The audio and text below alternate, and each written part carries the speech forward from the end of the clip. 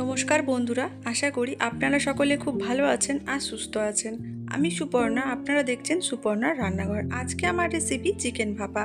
আপনারা তো চিকেন ভাপা বাড়িতে অনেকভাবেই বানিয়ে থাকেন। আজকে আমি আপনাদের সাথে শেয়ার করব খুবই সহজভাবে কি করে চিকেন ভাপা বানানো যায়।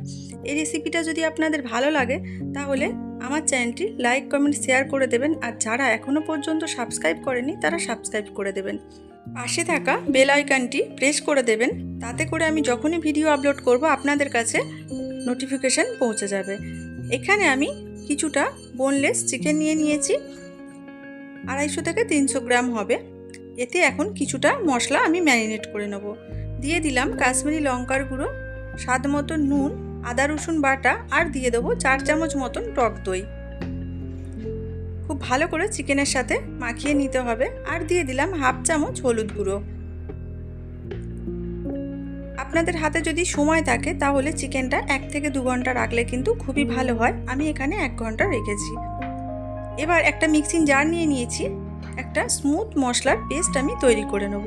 দিয়ে দিলাম 2 চামচ কালো সর্ষে, দিয়ে দিলাম 2 চামচ মগজদানা,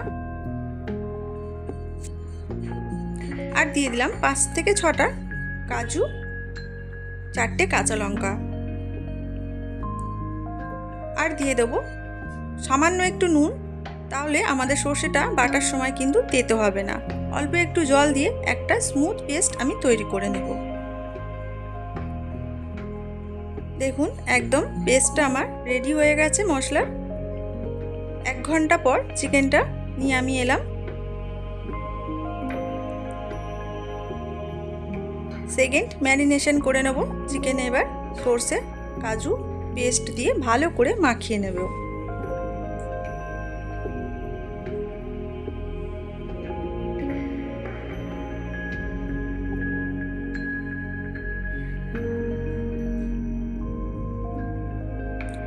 সমস্ত কিছু খুব ভালো করে মাখিয়ে নিয়েছি। ওপর থেকে দিয়ে দেব 3 থেকে 4 চামচের মতন সরষের তেল।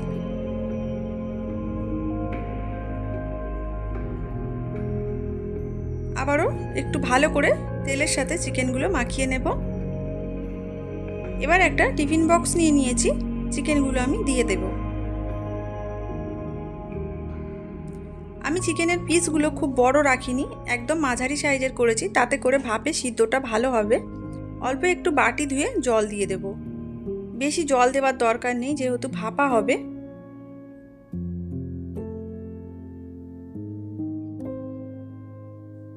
সমস্ত কিছু আবারও একবার ভালো করে মিশিয়ে নিতে হবে। ওপর থেকে দিয়ে দিলাম কয়েকটা কাঁচা লঙ্কা। এবার টিফিনের ঢাকা আটকে এখানে আমি আগে থেকে জল বসিয়ে দিয়েছিলাম গরম হওয়ার জন্য, একটা স্ট্যান্ড দিয়ে দিলাম। এবার টিফিন বক্সটা দিয়ে ওপর থেকে একটা ঢাকা চাপা দিয়ে দেব। 30 মিনিট ভাপে রান্নাটা করে নিতে হবে। 10 মিনিট আপনারা হাই ফ্লেমে ভালো করে রান্নাটা করে নেবেন। জলটা যখন খুব ফুটে আসবে তখন গ্যাসের ফ্লেমটা একদম লোতে করে 20 মিনিট রান্নাটা করবেন। তাহলে আমি ফিরে এলাম আধ ঘন্টা পর। দেখুন চিকেন ভাপা একদম কিন্তু রেডি হয়ে গেছে। গরম গরম ভাতের সাথে এই চিকেন ভাপা রেসিপি কিন্তু দুর্দান্ত হয়। আপনারাও চাইলে বাড়িতে যে কোনো সময় এই রকম করে চিকেন ভাপা রেসিপি বানিয়ে ফেলতেই পারেন। খেতে কিন্তু অসম্ভব সুন্দর হয়।